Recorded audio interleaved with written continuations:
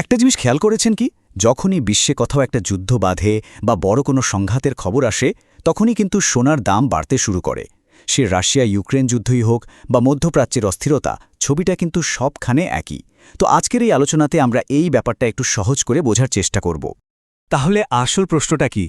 যুদ্ধ হচ্ছে এক জায়গায় আর তার আজ এসে পড়ছে সোনার বাজারে, ব্যাপারটা ঠিক কি? এই দুটোর মধ্যে সরাসরি সম্পর্কটা কোথায়? চলুন এই সংযোগটা খুঁজে বের করা যাক। এর পেছনের মূল কারণটা যদি এক কথায় বলি তাহলে সেটা হলো অর্থনৈতিক সংকটের সময় সোনা একটা নিরাপদ আশ্রয় বা সেফ হেভেন হিসাবে কাজ করে। আচ্ছা, নিরাপদ আশ্রয় জিনিসটা ঠিক কি?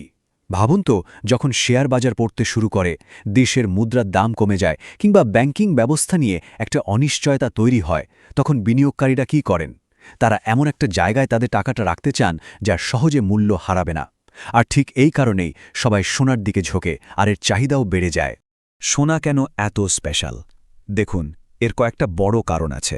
প্রথমত, এটা হাজার হাজার বছর ধরে মূল্যবান একটা সম্পদ। দ্বিতীয়ত, আজকের দিনেও কিন্তু বিভিন্ন দেশের কেন্দ্রীয় ব্যাংকগুলো তাদের রিজার্ভের একটা বড় অংশ সোনা হিসেবেই জমা রাখে। তৃতীয়ত, এটা একটা বাস্তব জিনিস যা হাতে ছোঁয়া যায়, আর সবচেয়ে বড় কথা হলো এর যোগান কিন্তু সীমিত। চাইলেই তো আর সোনা তৈরি করা যায় না।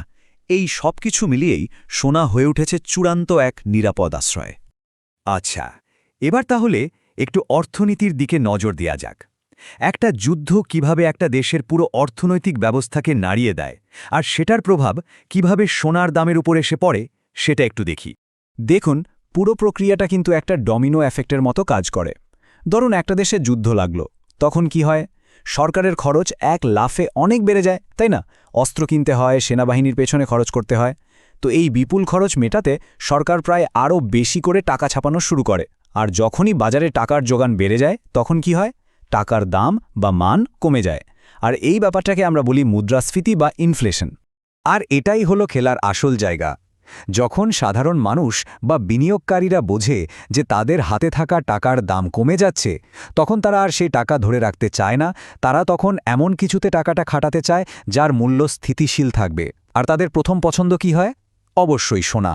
এর ফলে সোনার চাহিদা বেড়ে যায় আর দামও বাড়তে থাকে।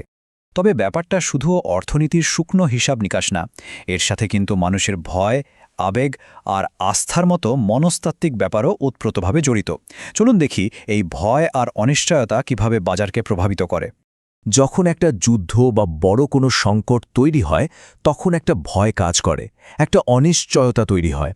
এই ভয়ে মানুষ স্টক মার্কেটের মতো ঝুঁকিপূর্ণ জায়গা থেকে তাদের টাকা তুলে নিতে শুরু করে, আর সেই টাকা দিয়ে তারা সোনা বা ডলারের মতো নিরাপদ সম্পদে বিনিয়োগ করে, যাতে তাদের মূলধনটা অন্তত সুরক্ষিত থাকে। এটা কিন্তু মানুষের একটা স্বাভাবিক প্রতিক্রিয়া। অর্থনীতির ভাষায় এই ঘটনাটার একটা সুন্দর নাম আছে। একে বলা হয় ফ্লাইট টু সেফটি, মানে হলো ঝুঁকি থেকে পালিয়ে নিরাপত্তার দিকে যাওয়া। আর এই কাজটা যে শুধু সাধারণ মানুষ করে তা কিন্তু নয়। বড় বড় ইনভেস্টমেন্ট ফান্ড, এমনকি ব্যাংকগুলোও কিন্তু এই ফ্লাইট টু সেফটিতে অংশ নেয়।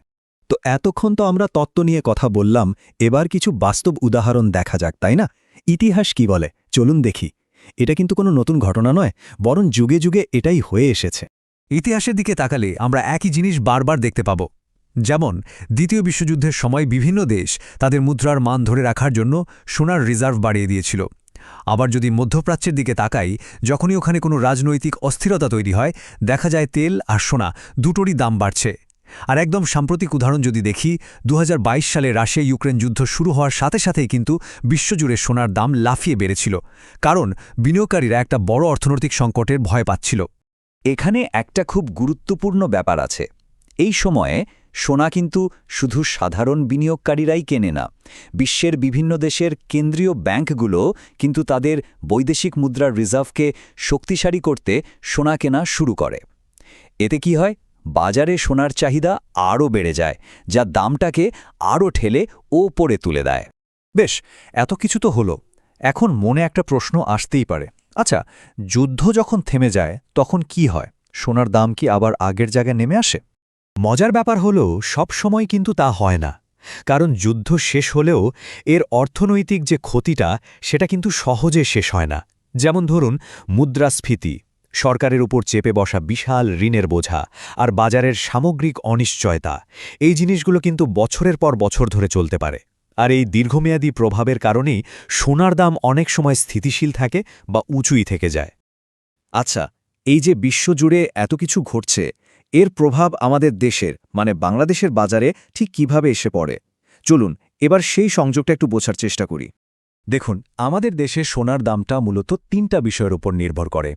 এক হলো আন্তর্জাতিক বাজারে সোনার দাম কত, ২ হলো মার্কিন ডলারের সাথে টাকার বিনিময় হার কি, আর ৩ হলো স্থানীয় পর্যায়ে আমদানির খরচ কেমন। এখন যেহেতু বিশ্বজুড়ে যুদ্ধ বা অস্থিরতার কারণে আন্তর্জাতিক বাজারে সোনার দাম বাড়ে, সেটার প্রভাব সরাসরি আমাদের দেশের বাজারেও এসে পড়ে, আর এভাবেই আমাদের এখানেও সোনার দাম বেড়ে যায়। তাহলে এই পুরো আলোচনা থেকে আমরা কি শিখলাম?